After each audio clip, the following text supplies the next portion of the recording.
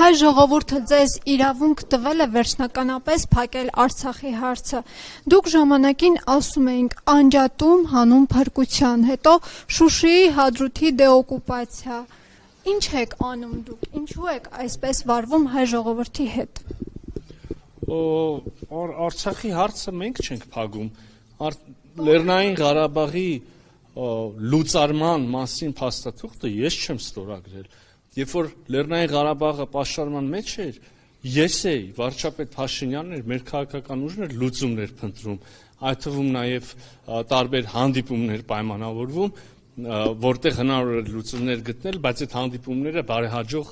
ջրվում էին եւ ոչ եւս էին դարձում, էլի ոչ մեր կողմից, իսկ մինչեւ պատերազմը էլի լուծումների հնարավորություններ կային, այդ ժամանակ այդ լուծումները մերժելով էր, որ այդ հարցը փակվում էր, հարց համարվում է սպառված։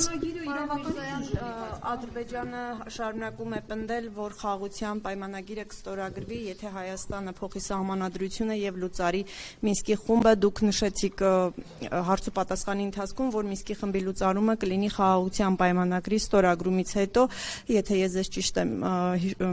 հղումանում կամ հիշեցնում, դուք այս իրավիճակում, երբ կոնկրետ պահանջները Ադրբեջանը շարունակում է պնդել, Հայաստանը ինչպես է պատկերացնում լուծումը այս իրավիճակից։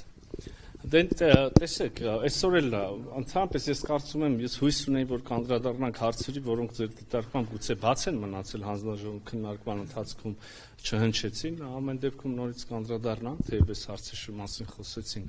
Ուրեմն նախ փաստենք եղած ձեռքբերումը, այս փուլի համար եղածը, իսկ դա պայմանագրի տեքստի համաձայնեցումն է։ Պայմանագրի տեքստի շուրջ բանակցությունները հայտարարված են երկու կողմերից ավարտված, տեքստը համաձայնեցված։ Հիմա Ադրբեջանը, ինչպես եւ մինչեւ այդ հայտարարությունը, հանդես է գալիս հավելյալ պահանջներով դիցուք, օրինակ բանը, սահմանադրության վերաբերյալ։ Մեր դիրքորոշումը, եթե ուզում եք, ես կարող եմ նորից կրկնել, Հայաստանի Հանրապետության սահմանադրության մեջ որևէ տարածքային պահանջ Ադրբեջանի տարածքային ամբողջականության նկատմամբ չկա։ Զուգահեռաբար մենք հստակ տեսնում ենք տարածքային պահանջներ Հայաստանի Հանրապետության տարածքային ամբողջականության նկատմամբ Ադրբեջանի սահմանադրության մեջ։ Զուգահեռաբար հիշենք սահմանազատման հանձնաժողովների ուրեմն համատեղ գործունեության կանոնակարգը, որը վավերացվեց Հայաստանի ազգային ժողովում եւ մինչեւ վավերացումը անցավ, ուրեմն քննարկվեց, դիտարկվեց Հայաստանի Հանրապետության սահմանադրական դատարանում եւ սահմանադրական դատարանը ասեց, որ այս կանոնակարգը սահմանադրականությունը հաստատեց, ասեց համապատասխանում է սահմանադրությանը։ Իսկ կանոնակարգում նշված է, որ սահմանազատումը պետք է տեղի ունենա Ալմաթայի հռչակագրի վրա, որը իր հերթին ենթադրում է 1991 թվականի սահմաններ, այն վերջին մնացորդները անգամ պատրանքների կամ պահանջների, թե Հայաստանի Հանրապետության սահմանադրությունը ունի պահանջներ իր Ադրբեջանի տարածքային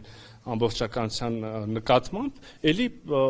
պետք է որ ցրված լինեն եւ փարատվեն եւ այդպես այլ իմ տպավորությամբ եւ համոզմամբ գոնե ընդունում եւ ընկալում են միջազգային հանրությունը։ Եթե նույնիսկ դրանից հետո էլ կան պնդումներ այն մասին, որ մեր սահմանադրությունը խնդրահարույց է իրենց տարածքային ամբողջականության տեսանկյունից, մենք արդեն իսկ համաձայնեցված տեքստում, որի համաձայնությունը իրենք եւս հայտարարեցին, ունենք դրույթներ, որոնք դա էլ են փարատում եւ կրկին տեսնում ենք, այո, ուրեմն այդ պահանջը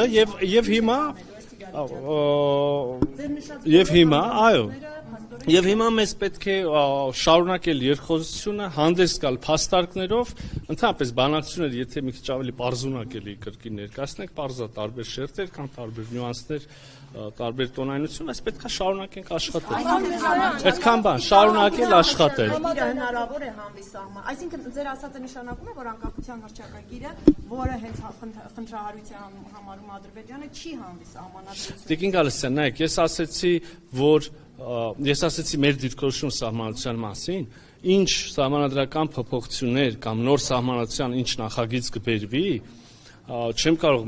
մեղքս թաքցնել, տեղյակ չեմ մանրամասնել, ես այդ սահմանադրական հանձնաժողովի եւ այդ քննարկումների մաս չեմ։ Տարածքային պահանջ չի ենթադրվում։